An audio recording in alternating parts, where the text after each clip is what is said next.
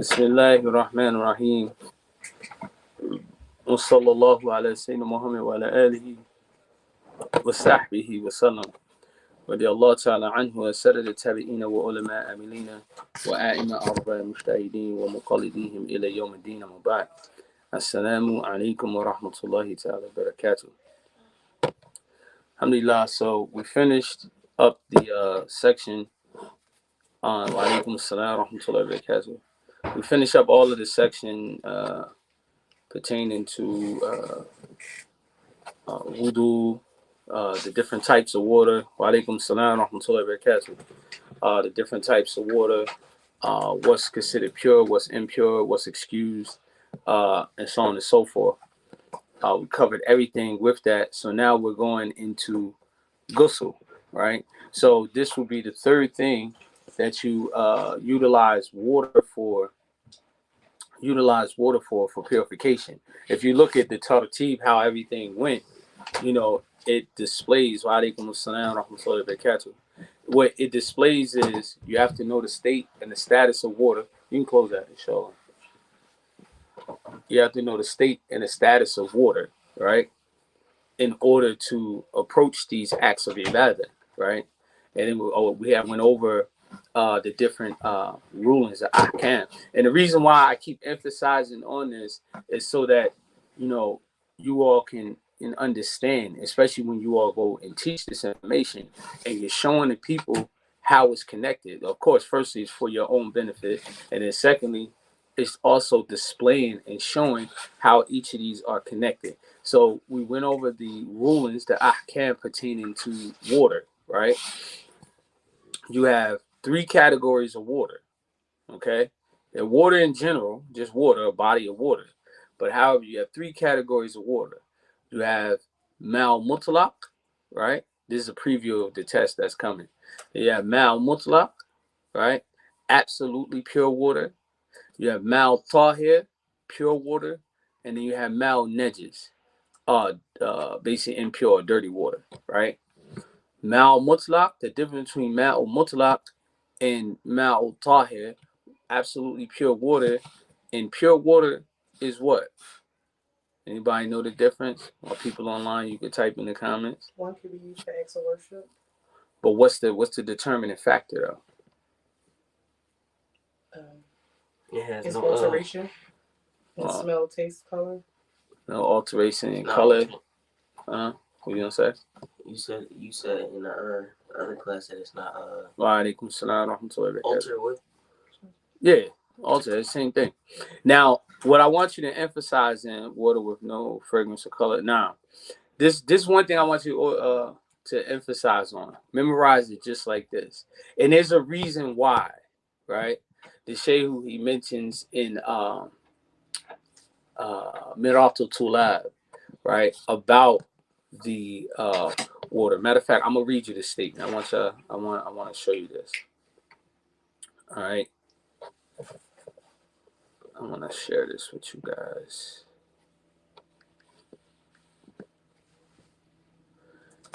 Of course, this is a little more advanced in discussion, but I want you to see that there's a reason why you always mention color, taste, and smell. You mention color first, right?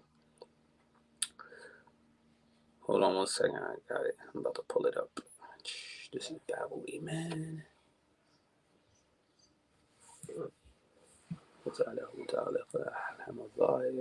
Hold on one second. One second.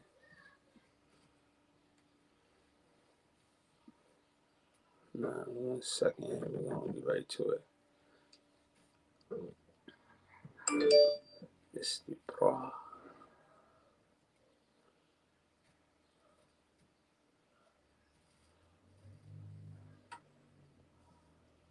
All right, here we go.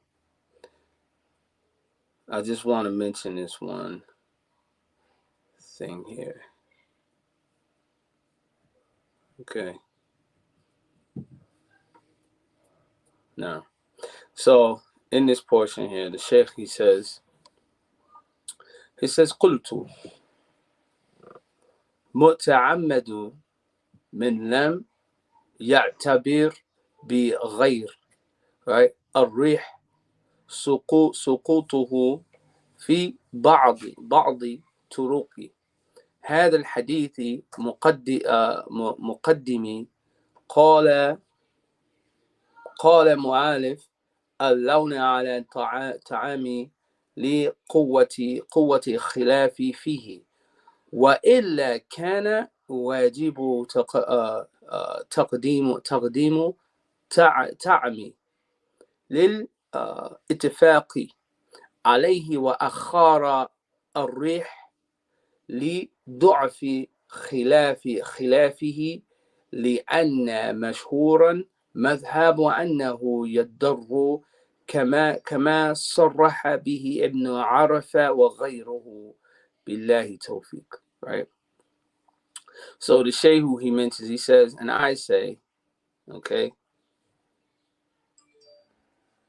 now he says, I say, the what's legally relied upon, the one who does not consider water impure with the alteration in its smell, is discarded based upon some of the paths of the above mentioned hadith. And of course, it talks about the hadith. Imam Qurayshi said in his commentary upon the Mukhtasar Khalil, he said regarding the words of the author, that water which is not altered in its color, taste, and its smell. The author mentioned color prior to taste due to the strength of the differences amongst the scholars regarding it. Okay, so he says otherwise it's obligatory to mention taste prior to color due to the unanimous agreement regarding to it. However, he deferred mentioning smell last due to the weakness of the differences of the scholars regarding it. You see how technical it is? So this is why I said memorize it this way: color, taste, and smell. All right, color, taste, and smell. And of course, this is an advanced, discussion, and it gets more detailed, about it. But where they differ in is about the strength of the actual hadith that the people rely on. Right. That's what what's relied upon. The strength of the actual hadith. Right. So color, taste, and smell. Don't forget it that way. Remember it just that way. Color, taste, and smell. Okay. So color, taste, and smell. Right. This is it. This is important to memorize it just like that. So something that hasn't been altered, mal mutlaq, absolute pure water, has not been altered in its color, taste, and smell. However, versus mal tahir, pure water, the difference between with pure water now, pure water has been altered in its color, its taste, or smell, but it's conditioned. It has to be something that is what? Right, absolutely, Sister Sakina. The color, taste, and smell, right?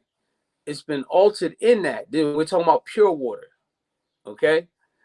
And it's pure water's been altered in color, taste, and smell, but it's something that is considered what? By something that's considered pure. So this is where you get your dish water, right? Where you wash your dishes, right? Your mop water, where you mopping the floor, using bleach or something of that nature, right? Now from the earth, like saying natural resources. That's if you're okay. Let's say for instance, Talib, that's good that you brought that up because I think it was discussed in class before. This is if you have water where it's embodied in something. Like let's say for instance, me, if I had to make wudu and I was stuck in this kind of situation, I had to do what I got to do, right? But me mentally, I'll probably be like standing there like I gotta shake it, like to be letting me shake the other G. If you was in a pond, right? You didn't have no other source of water, and it was a pond, right? And sometimes in them ponds they got the little, I guess little fungi, algae that grow on top of it. You see the little gnats sitting on there and things of that nature. And you gotta make wudu. Like I said, and there's no other water. I don't have a legitimate reason not to use it. So I would have to use it. So, but me psychologically, because I'm not a nature guy, you know what I'm saying? I would have to like shake that. The Sharia is what's imperative, what's important, right? I would literally have to shake it though, in order to go forward. Seawater. Seawater, from the ocean. So ocean water tastes like what? Salt. Like salt water. Like it has salt in it. And so you have the seawater with that has the taste of salt, but that's actually falls under Ma'ul Mutlaq. That doesn't fall under Ma'ul Tahir. That falls under Ma'ul Mutlaq. The same thing with the pond. It doesn't fall under Tahir. It falls under Mutlaq. So there, there's certain things, although they're altered in its color and its taste, right? Like pond water, um, water from a stream, because stream water tastes different from actual like bottled water or something like that. Sea water, so on and so forth. So that's good you brought that up. But yeah, it does fall under the category of Mal Mutlaq. But Mal Tahir is Kool-Aid, right? Um, like I said, your ordinary things that you do. Now the hukam, the judgment, right, of the various waters, Mal Mutlaq, if it hasn't been altered in color, taste, and smell, absolutely pure water, then it is what? It's utilized in everything. It can be utilized in regular acts of worship, and it could also be utilized in ordinary everyday things, right? Versus Mal Tahir, pure water, it can only be used for ordinary things. It can't be used in acts of worship. So you can't make a stingent with flavor water, right? You can't make a stingent. That's also another thing too that I find very popular is that Muslims are using wet wipes, right? Wet wipes, you can't use those, right? Uh, I mean, you can if you like doing extra work. I mean, you can wipe yourself with it, but you still gotta use water. Still gotta use water and something dry to clean yourself, right? And then you can use the wet wipe after you do that. If it's a must that you use it. But water and the dry thing that you wipe yourself with is sufficient. And then you have so the hukam, the judgment is absolutely pure water. You can use it for ordinary things and acts of worship. Ghusl, wudu, istinja, istijmar, right? Istinja. Mal tahir, only ordinary things, cooking, cleaning, whatever have you. Mal nejes mal nejes, impure water or dirty water, you can't use it for anything, right? It's haram to use it. So so as you see, we're building up to this point. So we went from that, then we talked about those things that are considered pure, because the judgment of the water. But then let's say you have some impurity on your clothing, right? Let's say you had something that was considered impure. Let's say that somehow you got feces on your jacket. What would you use to clean the feces off with? You don't necessarily have to put it inside of a washing machine to get it pure. I mean, yeah, it's good. Does the job. Let's say you don't have time to run to the laundromat and you got some doo doo on your shirt, right? How would you clean that? Hmm? How would y'all clean it? Water. With water, right? Would you do it with absolutely pure water, Yes. or would you do it with pure water? Well, if you want to pray in it, you want to use the absolutely pure water. If you're praying, use absolutely pure water. You guys said pure water. Well, what makes pure water, and how does it get to be pure water? Well, if it's not absolutely pure, if you're using it, like for example, with laundry detergent, Okay. Right? You can wash your clothes with it, but it's not sufficient if you're going to utilize that garment to pray in. Okay, this is like a law class here. We got a nice little debate going on. Nikash, as they call it, right? Another, right? So one side says pure water, the other side says absolutely pure water. The side that's correct is absolutely pure water, because the reason being, you have to use pure water, absolutely pure water, in order to remove nedges, right? Now, to deodorize it, make it smell good, then you can use pure water, meaning that's where you add your laundry detergent, your soap, and so on and so forth. That's why usually when you wash clothes, you should put it on pre-soap first before you actually, before it goes into the straight wash. right? Imagine life with a washing machine that didn't have pre-soak.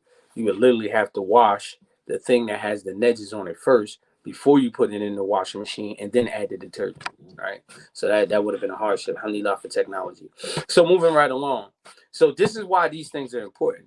And then it moved you up to that, and then we went right to bathroom etiquette, using the bathroom, right? How to purify, how to clean oneself after utilizing the bathroom, and you use water for that as well, right? So we talked about that. Then we talked about wudu, and we talked about the things that broke wudu. We talked about uh, uh, um, hadith, right? We talked about hadith, which is like a state of impurity where you naturally become impure, and it's reasons for that. We mentioned the minor reasons which will require you to make ghusl. So today we're going to talk about the reasons that require you to make I'm sorry, I said the minor reasons will require you to make wudu. I didn't mean to say ghusl, I meant to say wudu.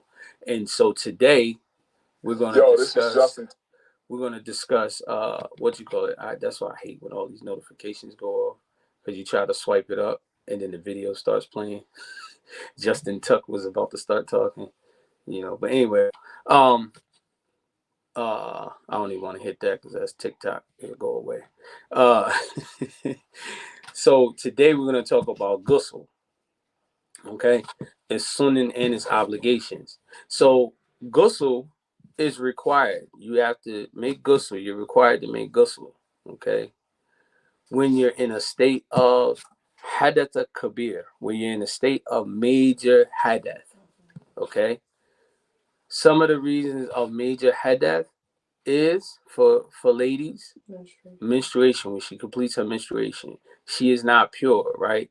So let me put it like this: for married men, your wife is haram for you if she completed her mens, but she has not made ghusl, right? The stopping of the blood, or the amount of days that end. Well, we're going to talk about menstruation. Is coming up in a couple more sections. Her mens stopping where there's no more blood does not make her permissible for you to have relations with her, right? And this is also for women as well. To understand that. What makes her permissible for you is after she completes her ghusl, right? So even if she made tayammum, because tayammum is the next section, right? Because if there's no water, you make tayammum. So let's say she completed her menstruation, okay? She completed her mens, and it's time for salat, and there's no water available. She completed her mens. She'll make tayammum, right? This is a later on discussion. However, she'll make tayammum, okay? And when after she completes, she makes tayammum, okay? She prays the prayer. Time for the prayer, she prays that prayer. The husband, he wants to have relations with her. She is impermissible for him until she finds water. Right? Yeah, sit up, bro. So he getting deeper and deeper in the hole. So she has to find water before she becomes permissible. Okay.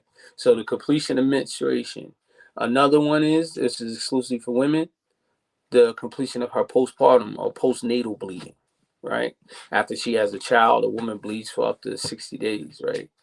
That's the max amount. I know people probably like, I didn't bleed for 60 days. I only bled for 2 hours. Listen, the max is 60 days. The minimum is probably like 5 minutes, right? Or whatever, how long. Same thing with a mens. Mens can come on and go up same day for some women. The max is 15 days, but we'll discuss that later. The emission of semen, okay? Whether by wet dream, whether by masturbation, is different from wudu.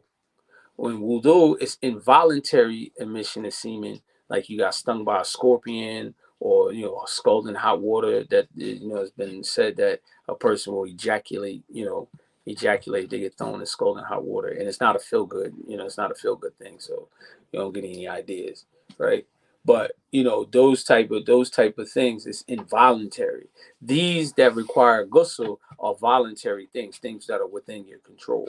You volunteer for that. So these things require you. It require you to make ghusl. Even for a woman, if a woman has a dream and she ejaculates, she's required to make ghusl as well. Maybe later on in the near future, maybe we can go over the and discuss, and you'll see it in there. And you could do this even on your spare time. Read Babel Tahara, in the Muwatta Imam Malik. You'll see all of this, everything that's discussed here. You'll see him discuss that as well, and he gives narrations and hadiths pertaining to it as well. So we mentioned that the intercourse, right? Intercourse, it does not have to have ejaculation. It is when the two private parts meet each other. You're required to make ghusl, whether it's ejaculation or not, right?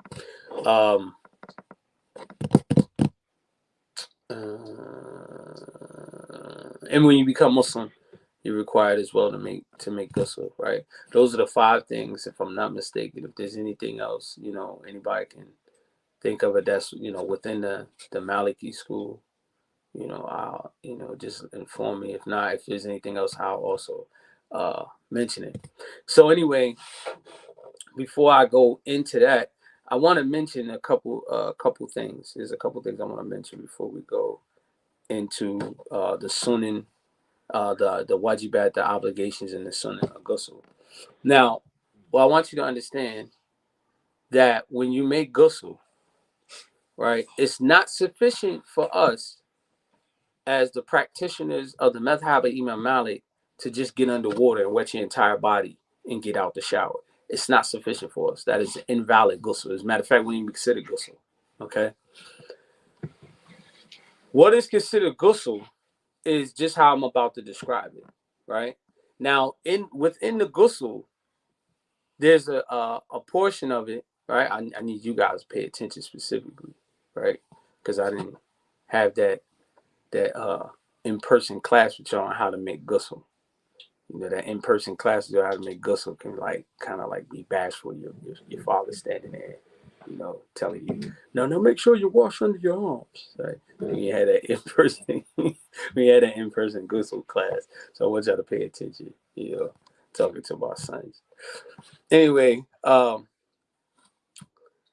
there's a portion in the ghusl that resembles wudu, right?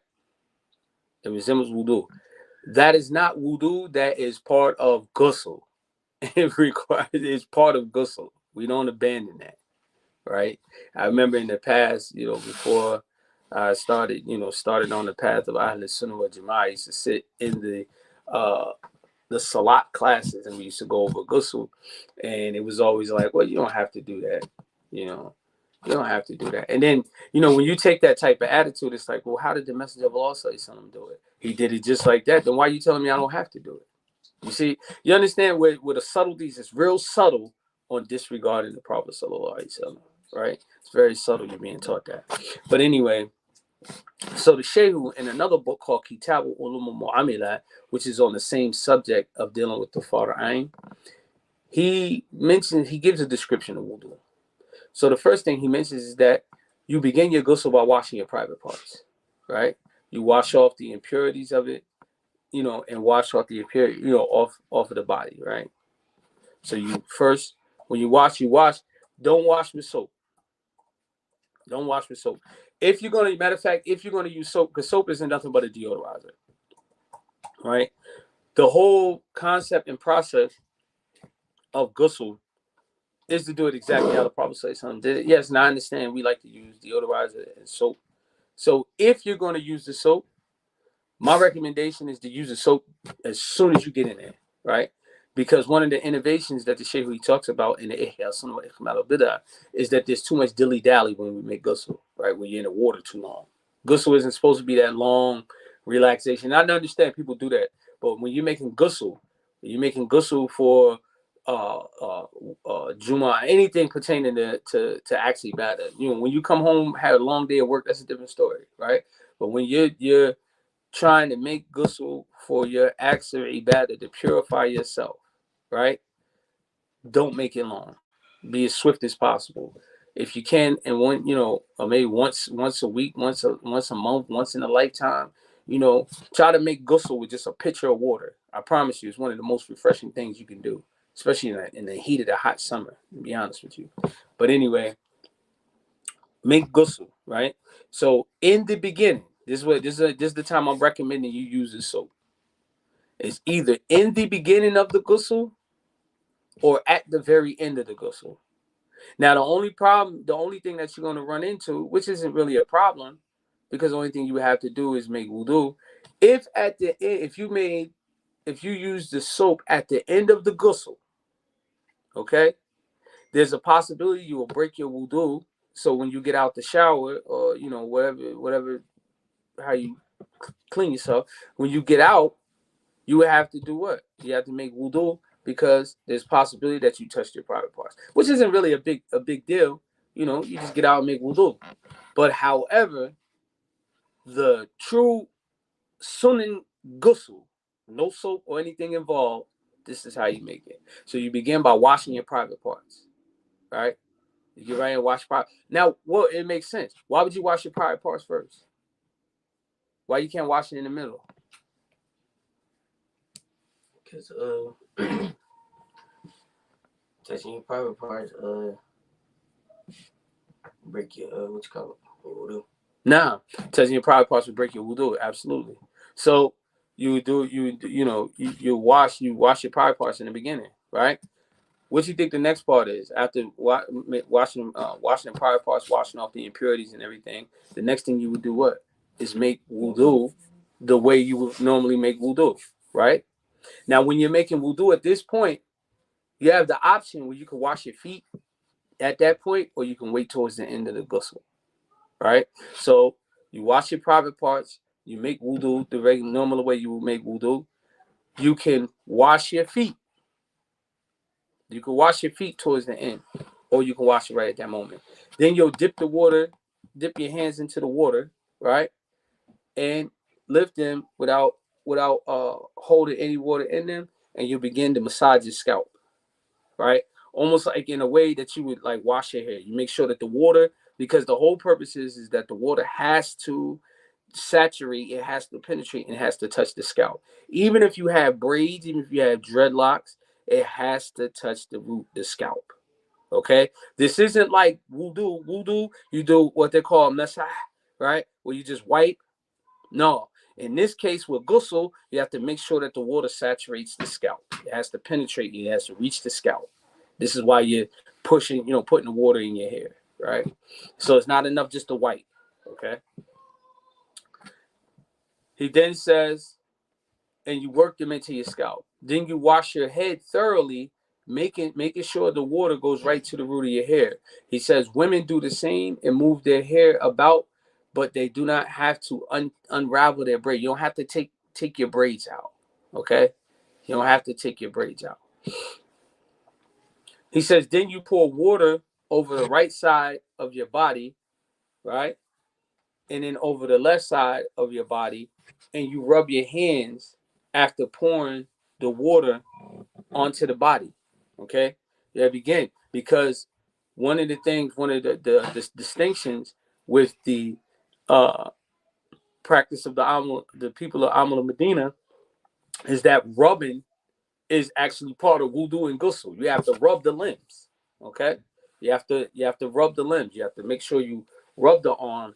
You can't just pour water over it. That's why I say the shower, the traditional American showers we do, we just get in and shake around like a little fish or a wet dog. Just get in, shake off, and then get out. That's not sufficient, right? You have to rub.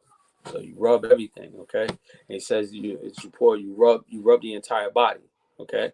Now, he says, if you have doubts about the water having covered any part of the body, then you go over that again with water, right? You have to make sure that means you even he says that you rub the inside of your navel and your belly button. You have to even clean that out. under your throat, right? Under the throat. He says, make sure that the water penetrates the beard, the hair of your beard, right? You have to make sure, you know. Also that they get behind your knees, right? The cracks, the crevices behind your knees, right? The soles of your feet, you have to make sure the feet, the water has to go in between your fingers, right? The elbows, okay? In between your cheeks, your buttocks, right? You know, everything has to be wet, okay? Everything has to get wet. Now in the Akhdari, now. So he said, then at the end, if you didn't do so in the beginning, then you'll wash your feet in order to complete your wudu. And you must be careful not to touch, for men particularly, not to touch your penis with the inside of your hand while you're rubbing. Because why? If you do so, it'll be what? For the man. If you touch your penis, it'll nullify your wudu. How would it nullify for women if she do what? Touch the inside. If she touched the inside of herself, right? So it would nullify for woman, and then the woman will be required. You don't have to make the entire ghusl over, right? But you have to make wudu. Okay? So that's understood. If that's understood, then we'll just go, we'll go through this now. Where he says the obligations of ghusl are 5. Okay? The first one is your niyyah, your intentions. Right? You have to make the intentions that you're making ghusl to remove impurities. And this also plays a part. The Juma ghusl. If you make a Juma ghusl, when you get out, you're still required to make wudu because the ghusl is just for Juma in and of itself. You're still required to make wudu, right? Making that ghusl wasn't sufficient because the intention was to just make the ghusl for Juma. Right? You're still required to make wudu once you get out. This is in the Muwatta Imam Malik as well. The second obligation is you have to cover the entire body with water. Okay. The third obligation is continuity, meaning that you can't let the limbs dry. It can't be no break in your ghusl to where the last limb you wash dries up. Okay. If it does, then your ghusl you have to restart it. Number 4 is that you have to wipe the entire body. Okay, that's the 4th thing. You have to wipe the entire.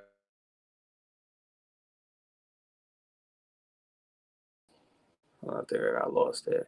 The 5th thing is that you have to saturate your hair with water, right? And we discussed that in everything that we discussed there was taken care of. Uh, go over the description of ghusl. Okay, when you go over the description of ghusl, you'll see that we discussed those. So the obligation was taken care of. The sunan of ghusl is beginning by washing the hands up to the wrist, right? And how does that happen? When it's almost the same thing as doing the wudu, right? Rinsing the mouth, sniffing the water up the nose, wiping the earlobes. So if you see the sunan of ghusl are those things that really is the practice that you practice in wudu. So that ends the chapter pertaining to ghusl. Now, next week we'll be going into tayammum, okay? And then we'll give the description of tayammum and we'll talk about the rulings that's connected to it. So, may Allah subhanahu wa ta'ala reward everyone for attending, in the class. And I promise you that hold on a second. It's okay to make ghusl, Juma ghusl after Maghrib on the night. Yes, it's sufficient because we our day begins after Maghrib. So yeah, that's sufficient. But if you waited up until that moment up until Juma and you did it before Juma, but once and you still have to make wudu. But if you did it after Maghrib, you automatically, at some point you're gonna make wudu anyway before you head to Juma. So that's a good question. Alhamdulillah. Any other questions or comments before we close out? Pertaining to ghusl.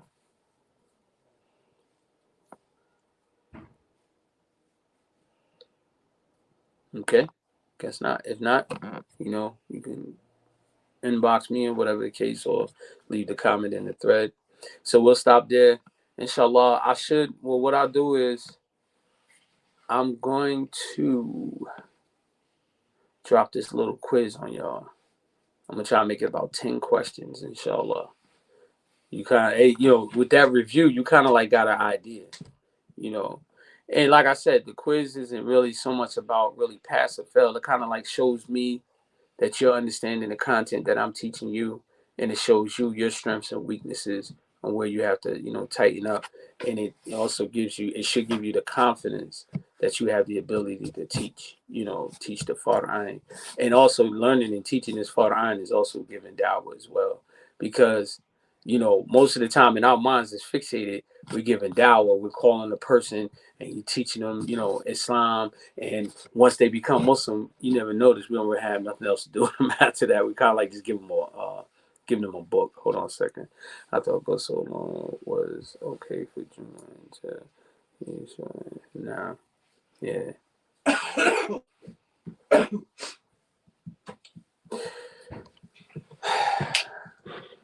According to the Malikis, you would have to, but you would make that up by performing Salat al-Dhuhr. You would make that up by then, but unless you were following another madhab in that, in that practice, but me, I just, ever since I've been like learning fiqh, I've been making up prayers. So, and Allah knows best, but yeah. But you have to make wudu up to that point. Especially when you I promise you, when you read the Muwatta Imam Malik, you be like, subhanallah. You'll see it. They were very cautious. They were very cautious about their ibadah. They weren't, they were very, very cautious, very strict and stringent, with regards to that. So, inshallah. Yeah. But anyway, I guess we'll stop there, inshallah. Barakallahu feekum. May Allah Ta'ala bless you all. Assalamu alaikum wa rahmatullahi ta'ala wa barakatuh. So